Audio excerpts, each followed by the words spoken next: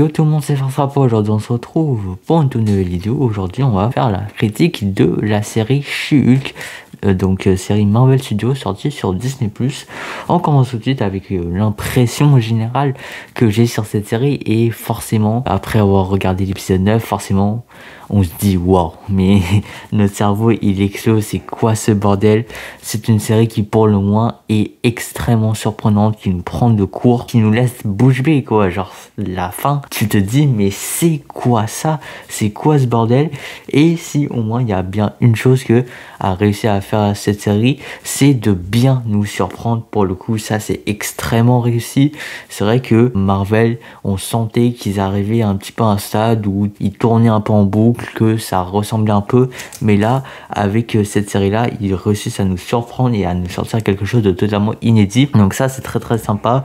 Mais je pense que d'ores et déjà je peux vous dire que cette critique ça va être assez compliqué à faire pour moi. Ça va être assez compliqué de rester très objectif, en fait de bien juger cette série au final, parce qu'en fait il y a quasiment tout le reste de la série, c'est-à-dire les épisodes 1 à 8 qui sont une partie, et il y a l'épisode 9 qui lui-même est une grosse partie à part entière. Donc c'est assez compliqué, mais je vais essayer quand même de un peu équilibrer ces deux parties là pour vous donner le jugement le plus objectif possible. Mais sinon, à part ça, à part le gros bordel de la fin, je dirais que globalement c'est une petite série que j'ai bien appréciée. Bien sûr il y a des tonnes de défauts, mais globalement petite série assez fraîche. J'ai quand même bien aimé, j'ai bien aimé l'histoire, les personnages et tout. Donc on va commencer la critique un peu plus en détail. Commençons par les intrigues présentées au cours de cette série, et c'est effectivement assez peu commun au final la façon dont ils ont décidé durant cette série de mettre plusieurs intrigues différentes. J'ai l'impression que on ne peut pas vraiment relever peut-être une ou même peut-être deux intrigues principales dans cette série. Il y a plein de petites histoires, de petits scénarios à droite à gauche éparpillés. Ça me paraît extrêmement bizarre, mais j'ai pas l'impression d'avoir vu vraiment une ligne directrice du début jusqu'à la fin de cette série. Je pense que notamment il y a certes l'intrigue de Jennifer Walter qui découvre ses super pouvoirs, voilà, qui se transforme en She-Hulk, mais après c'est plus un fait qu'une intrigue à part entière. Après ça il y a aussi du coup le fait qu'elle devienne avocate, mais il y a aussi à la fin les méchants là, les Intelligentsia, juste une gang de complotistes qui veulent la ridiculiser. Bah en fait cette intrigue qu'on pourrait qualifier de principale, elle commence réellement seulement à l'épisode 6 de la série. Donc vraiment c'est une série étrange où il n'y a pas vraiment d'intrigue tout au long. Peut-être que le fil conducteur c'est la vie de Jennifer Walters alias She-Hulk, mais sinon à part ça, contrairement à tout ce que Marvel a pu produire par an, j'ai l'impression qu'il n'y a pas vraiment un fil conducteur. Il y a plusieurs petites histoires entremêlées, et c'est à la fois dérangeant et à la fois quand même assez agréable. Parlons maintenant des visuels. Alors je vais pas m'attarder là-dessus, mais le visuel, franchement Marvel, faites un effort s'il vous plaît. On est en 2022, avoir ces modélisations 3D mais absolument dégueulasses, s'il vous plaît faites un effort. Le visuel là de She-Hulk modélisé graphiquement, c'était affreux. Franchement ça c'est un gros point mauvais de cette série. Pour ce qui est du rythme, en fait quand je parle de rythme, je parle en fait des épisodes quand ils sont placés, leur durée. C'est un format quand même assez spécial, c'est-à-dire qu'ils ont choisi de faire 9 épisodes, ce qui est quand même plus que le 6 épisodes qu'ils font normalement. Mais ils ont fait des épisodes très courts qui durent 30 à 40 minutes, mais connaissant le très long générique de fin des productions séries Marvel Studios, on est plus vers 25-30 minutes d'épisode à chaque fois. Et franchement, peut-être qu'il y a certains qui pourraient trouver ça très problématique, mais moi personnellement j'ai bien aimé ce format. Je dis pas que Marvel Studios devrait l'implémenter à chaque série, mais pour le coup, pour moi, ça a un peu contribué à cette impression générale autour de la série que c'est une série vraiment juste centrée autour de la vie de Jennifer Walter, et que il n'y a pas un scénario ultra lourd, genre une grosse intrigue spectaculaire ou quoi, juste petite série sur la vie de Jennifer Walter. Et je pense que le fait de faire des épisodes plus courts mais plus d'épisodes, ça contribue aussi à cette impression là. Donc le rythme pour le coup très bon, j'ai rien à redire là-dessus. Pour ce qui est des personnages, franchement, je pense que pour le coup, les personnages développés au cours de cette série sont très bons. D'abord, Jennifer, voilà, c'est une personnage que personnellement moi j'ai énormément apprécié pour son côté humain. Alors bon, c'est vrai que depuis quelques années, Marvel Studios essaye de faire des efforts justement pour que leur perso soit plus humain, pas juste des super-héros qui sont beaux, forts, intelligents, que tout va bien, qui n'ont pas d'histoire. Marvel Studios essaye depuis quelques années voilà, d'humaniser leurs super-héros, de voir qu'eux aussi ils ont des problèmes, ils ont des enjeux dans leur vie personnelle, enfin bref. Mais pour le coup, je trouve que le personnage de Jennifer Walter va encore plus loin que ça, c'est-à-dire que c'est limite pas vraiment une super-héroïne qui, parallèlement, a aussi une vie normale. C'est une avocate normale, humaine de tous les jours, qui acquiert des super-pouvoirs.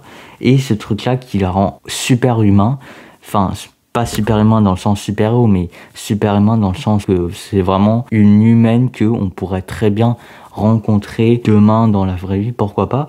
Bah c'est ce côté-là qui rend ce personnage de Jennifer Walter très attachant selon moi et très touchant, et ça j'ai beaucoup apprécié.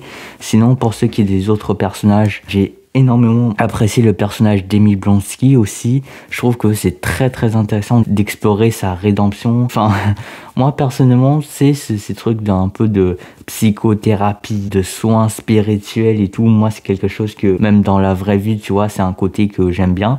Donc forcément, j'ai beaucoup apprécié ce personnage d'Emily Blonsky et voilà, très sympa. Pour ceux qui est des méchants un petit peu de la série, même s'il n'y a pas eu vraiment un antagoniste en particulier, je pense qu'ils ont manqué un peu de méchanceté là. Ils étaient un peu mous. Je pense notamment à Todd là.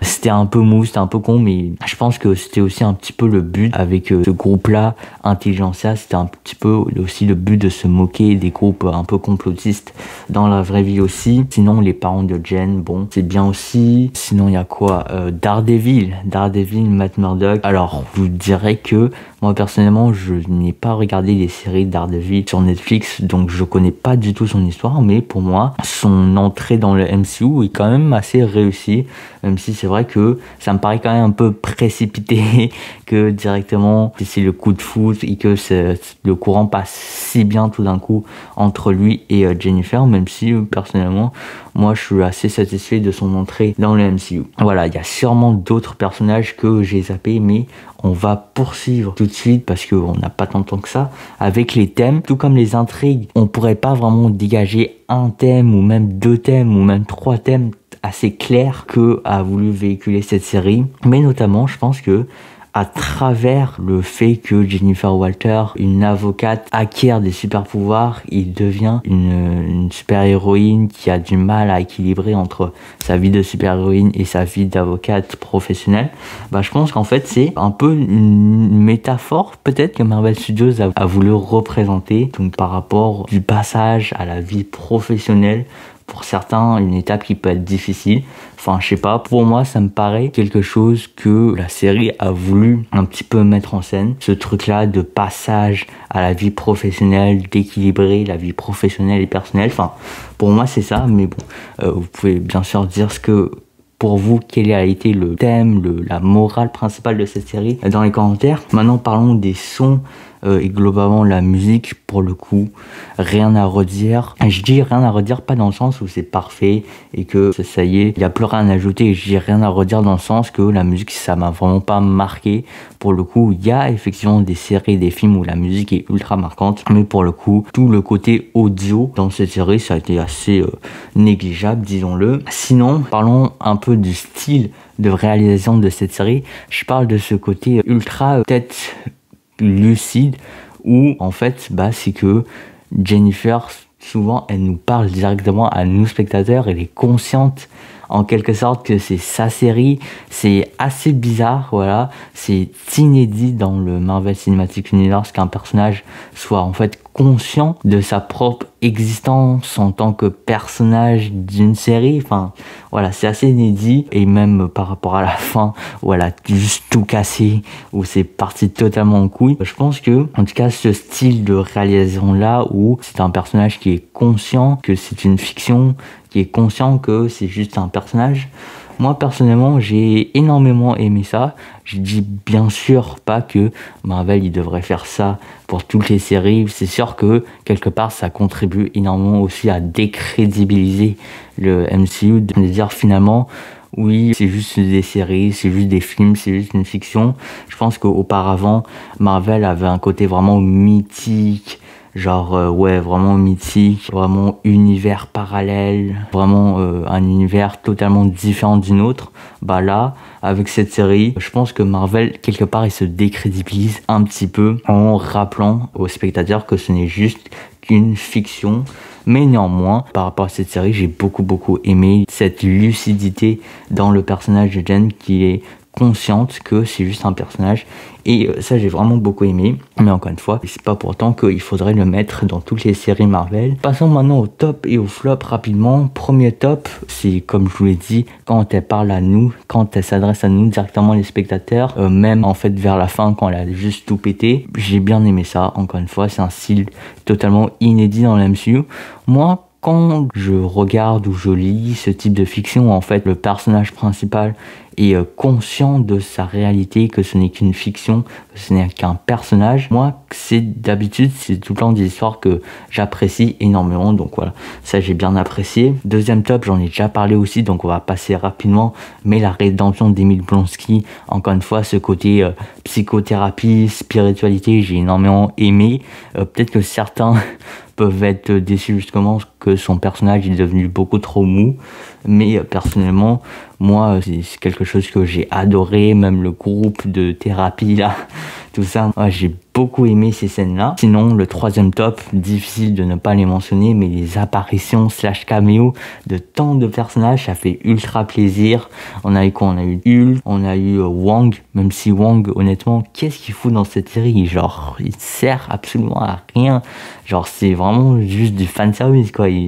Même si bien sûr c'était cool de le voir, mais au niveau de l'intrigue de cette série il sert absolument à rien. Sinon il y a quoi? Il y a Daredevil, mais bon lui il a joué un rôle quand même un petit peu plus majeur que juste de faire une petite apparition slash caméo. Qui d'autre? Il y a eu Kevin Feige, mais bon ça c'est vraiment n'importe quoi, disons-le. Et ah oui, il y a eu Megan Thee Stallion, donc ça, la fameuse scène du twerk aussi. Enfin bref, voilà, il y a les apparitions, les caméos, tout ça qui, même si c'est juste du fanservice pur et dur, ça fait quand même super plaisir, et je les mets quand même dans le top. Pour ce qui est du flop numéro 1, la 3D, voilà, tout ce qui est graphisme, tout ce qui est conception, modélisation, c'est absolument dégueulasse. S'il vous plaît Marvel, faites un effort. Deuxième flop, c'est le bordel à la fin quand elle sort de sa série, quand elle va voir les scénaristes, même quand elle va parler à Kevin Feige, enfin c'est n'importe quoi. C'est sûr que au moment où on regarde la série, il y a un certain plaisir, voilà, apporté par la surprise qui peut être intéressante, mais avec du recul, c'était franchement quand même une manière assez bizarre de terminer la série. Et peut-être, même si c'est peut-être très vieux jeu, mais j'aurais peut-être effectivement apprécié une fin un petit peu plus classique, même si bien sûr elle serait beaucoup moins mémorable. Et sinon le troisième et dernier flop, c'est concernant Hulk, donc Bruce Banner. Je pense que j'aurais aimé le voir plus dans cette série. C'est vrai qu'il est juste apparu dans l'épisode 1, a disparu pendant tout le reste et est réapparu à l'épisode 9 avec une grosse bombe, que désormais il a un fils et machin. Bref, j'aurais peut-être voulu le voir un petit peu plus accompagner Jen, parce que c'est vrai que avoir sa cousine qui se transforme en Hulk, ça arrive pas à tout le monde, ça arrive pas tous les jours. Je pense que aurait quand même pu plus lui apporter son soutien. J'aurais certainement voulu plus le voir, donc petite déception à ce niveau-là. Pour finir, accordons une note à cette série. Moi, je donnerais un bon 14 sur 20. Sûr que c'est une série très brouillon, très prise de risque. Certaines risques ont payé, ont fait quelque chose de formidable. D'autres prises de risque ont été plutôt assez ratées. Mais globalement, ça reste une bonne série. Clairement pas la meilleure, voilà, disons-le. Mais pour le coup, j'ai pas trouvé ça totalement nul non plus. Donc un bon 14 sur 20. Voilà les amis, c'est la fin de cette vidéo. Et on se dit à très bientôt pour de nouvelles vidéos. Salut tout le monde, c'était Fartrapa, plus à la prochaine. Allez, ciao!